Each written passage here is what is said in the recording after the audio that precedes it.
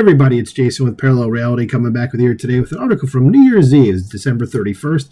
And this one is not a political article. It might kind of be, actually. I've only skimmed through it, but it's more of a pop culture thing. And it says Star Wars, Lord of the Rings, The Witcher. To destroy a culture, destroy its story. So yeah, maybe it's a little political, if you will.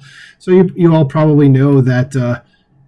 if you think about all the properties here, like Star Wars is just not really much of a thing anymore. They keep making TV shows. I've never watched any of the TV shows. And since Disney took over, I think I've mentioned before that I've only seen The Force Awakens, The Last Jedi, and Rogue One. That's it. I never saw The Rise of Skywalker. I've seen none of the TV shows, Lord of the Rings, love the movies. Of course, I have not watched Rings of Power. I've not heard a single good thing about Rings of Power. And The Witcher I know nothing about at all.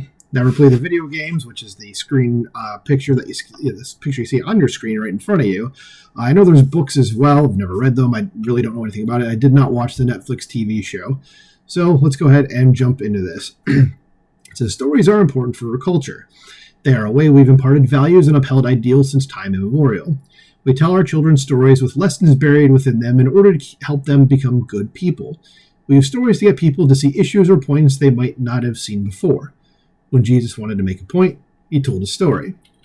When you really break it down, the culture war is a war over stories and how those stories are told. Entire cultures, including our own, are built on stories both real and fictional. The 1619 Project was, at its heart, an attempt to normalize a retelling of the American story to make it sound more villainous. Lord of the Rings was an epic tale that solidified the backbone of Western culture, and, as I speak, not me, but the author of the article, his attempts to destroy that backbone are underway by major corporations. So it shouldn't say or underway, it should be R-A-R-E. So, you're welcome. There's ruining these stories, especially for fresh generations who consume media differently than previous generations, can erode pride, respect, and alignment with cultural values, and it's very easy to do. All you have to do is destroy the logic of that universe. The logic of a universe is effectively the rules by which it operates by. So we're going to jump into Star Wars here. It says, according to this logic of the Star Wars universe, not everyone is force sensitive, and it's very rare to find someone who is. Anakin Skywalker was an immaculate birth, done so by the will of the Force, and this is part of what led to the galactic struggle that ended with the balancing of the Force. Disney recently threw all that out the window with The Acolyte, and now immaculate births can happen because lesbian space witches performed a stupid chant. Oh, and anyone can use the Force now. Yeah, so, I have not seen The Acolyte. I have not heard good things about it, but I do remember seeing some of the people that were critiquing it saying this, essentially this exact thing here, as these last couple of sentences here, where it says, and now immaculate births, and then all the way to the end. So, yeah, and of course that does change the entire chemistry of the Star Wars universe, if that's the case.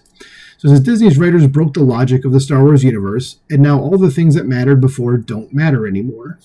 If a huge part of what made that universe so interesting doesn't matter anymore, then the universe has largely lost its appeal. That's correct, and as you can see from this next sentence here, it says fans will walk away, which they have certainly done, and the universe will lose the backbone that kept it going for so many decades. Says if you're going into gaming, or if you're into gaming, like I am, again, the author, not me, says you've likely seen the latest news about The Witcher 4, which I have no doubt, but given that it also was the screen print, or the picture for this article is the reason this article is happening in the first place. Says, for those of you unfamiliar, The Witcher is a book series written by Polish author, and I'm going to butcher this, it's probably Andrzej Sapkowski, which involves a man named Geralt of Rivia, who has strengths and abilities beyond that of normal men thanks to being a witcher.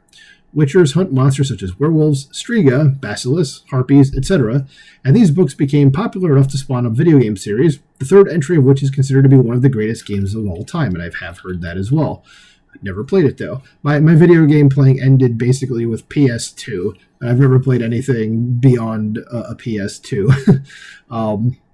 So yeah, so I don't know anything about that. I know The Witcher 2, I'm pretty sure was beyond, or after, I should say, the PS2 came out.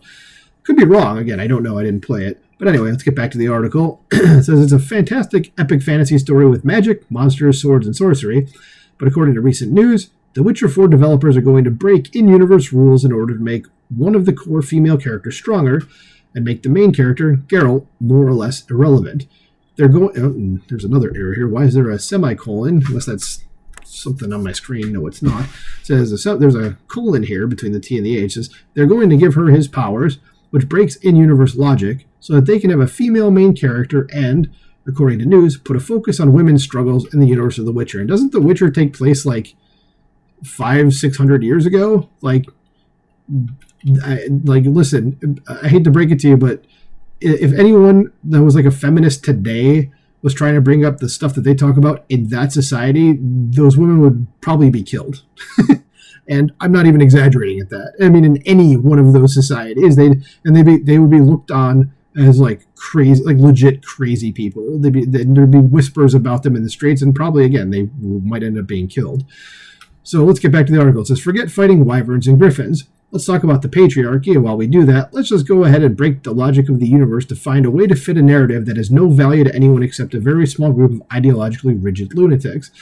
Yeah, so this is the problem with the modern storytelling today. And by modern, I mean the people who are trying to fit all the far left ideology stuff into existing properties, is that you're not tailoring the story to the characters. You're tailoring the characters to the story. And maybe that's not the best way to put it, but it's basically just we have a story to tell and we need to change everything to fit our narrative. That's really what I mean. So I was wrong about what I said just a moment ago about story to characters, whatnot. That's what they're trying to do. Okay, instead of going, this universe exists, these are the rules, how can we fit the story we want to say inside these rules? They're not doing that at all. And that's the problem. Okay, so it says, this brings us to Dungeons & Dragons, one of the most long-lasting and beloved games in Western culture. Never played D&D. I've read some of the lore on it. The lore is actually kind of fascinating, but like I said, I've never played it. So it's either everyone in my audience plays or has played, or knows someone who does. It's been a way for people to get together and partake in stories, use their imagination, and create adventures. So successful is D&D that it spawned movies, one better than others, and I'm sure they're talking about the one that just came out with Chris Pine, was it this past year, or 2024 or 2023, I don't remember, but it was recent. It says it's been featured in songs by popular bands, and entire YouTube channels have generated millions of dollars by simply filming their playthrough of campaigns. But even D&D has a universal logic that allowed for the game and the universe to be fun to play in. Thanks to modernity and woke intrusion, D&D has also had its universal logic broken in a huge way, according to Fox News. Well, Fox is reporting on this, okay. So it says races are now species in the beloved game Dungeons & Dragons, and those two things are not the same. It says originally marked its 50th anniversary, irking some loyal fans. So some character traits have been divorced from biological identity. A mountain dwarf is no longer inherently brawny and durable. A high elf is no longer intelligent and dexterous by definition, a report in the New York Times explains. And Wizards of the Coast, which I've heard is like woke as hell.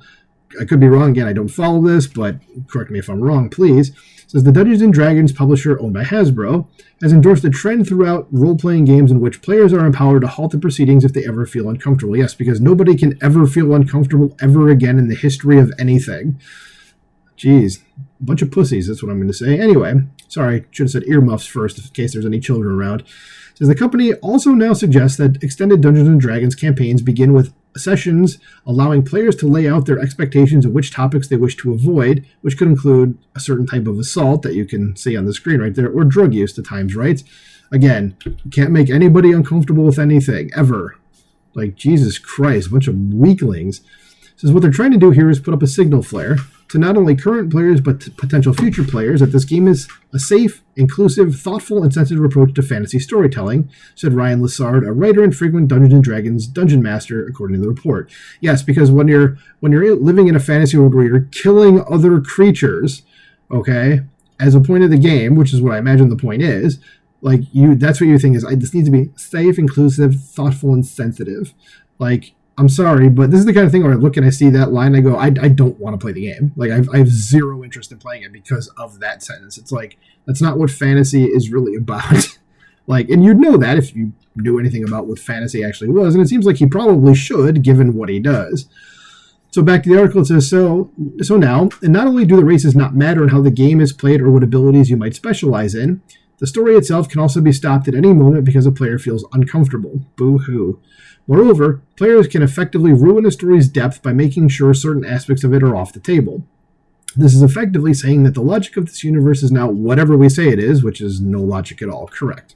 That's 100% correct, and that's going to lead to just some effed up stuff. Because now stories will have no stakes, no hurdles, and no depth, and that's the stuff that it's going to lead to. It's just, it's like, who cares? Luckily, players can go by old rule books so they don't have to play with this updated nonsense, but regardless, you can now see this kind of thing weakens not just the story, but people. It makes them softer, unable to handle both external and internal. Conflict, I should say, unable to handle conflict, both external and internal. I missed an entire word there, which changes the entire meaning of that sentence. So it says it reduces them to emotionally stunted children, encouraging weakness. As I said, yes, this is a thing that makes people weak. So it's not exactly fertile ground for a strong culture. So you might ask why the corporations who own these brands and franchises would do something so stupid as to ruin these things people have loved by destroying them. It's because there are so many things pulling on them. ESG scores must be met. Activist employees terrorize the corporation with socio-political retribution from within. And CEOs, ignorant of what they have, think they're making the product more approachable to a wider audience and thus more potential for earnings. And then these things actually happen, and it turns out that nobody wants to play any of these things, and studios get shut down, things like that, because of this. So they should see that by now that this does not help at all. Says, but at the center of this is the socio-political destruction of these brands that people love so much in order to push a message and an agenda. Destruction of these things means the termination of something Western culture found its identity in. These stories will no longer be there to uphold it, confer its value to the young, and teach morals and time-proven virtues. These stories will now convey modern sentiments from a small group of radicals seeking to spread their mental illness and perverted sense of morality as far as they can. Yeah, and when it's far leftist, there is no sense of morality. They just don't have that. It says this is pure rot. It has no real value. It's not meant to build up even the things it's advocating for. Its end is purely destructive. Correct. It says, in a way, by destroying the logic of those universes, they're destroying the logic of culture. If they succeed, then there is no more Western culture. The greatness it creates will wither and disappear, and the world will be set back, to a time of barbarity, tyranny, and injustice. The culture war is, and will continue to be, one of the most important battlefields of mankind. Victory isn't just about saving a brand or even a story, it's about upholding civilization. If you liked reading this article, okay, and there's shilling for the site. So there you go. So, yeah, I mean, again, I have minimal investment personally in any of these properties. But, yeah, I agree with what the author is saying. The sentiment here is just they're destroying, our games, and they're destroying our culture by doing it. And that's what it's doing. Especially, I think Lord of the Rings is probably the best example of that with the Rings of Power show. I'd go watch people that know this much better than me, like, especially, again, with the Lord of the Rings stuff, like Just Some Guy, Nerdrotic, Ryan Kinnell, guys like that, whether you like them or not. I mean, what they're saying about this is, spot on, and about the things that are happening. So that's really all I have to say. I will stop blabbering now. So let me know if you think there's any other properties that belong in here. I have no doubt whatsoever there are, like, Marvel Comics or the whole comic book industry. But let me know what you think about this in the comments below. Please like, share, subscribe, and I'll talk to you soon. Bye.